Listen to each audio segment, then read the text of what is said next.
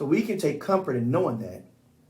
And even in the midst of violence and suffering, we have a Savior who's overcome the world. We have a God who is sovereign over all things.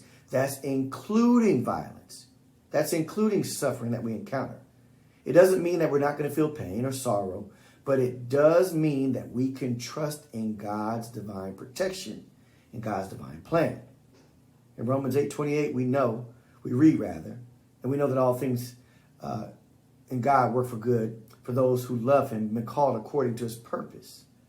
Now that verse reminds us that God can take even the most difficult and painful situations and use them for good. Now we may not always understand why certain things happen, but we can trust that God is at work even in the midst of violence and suffering.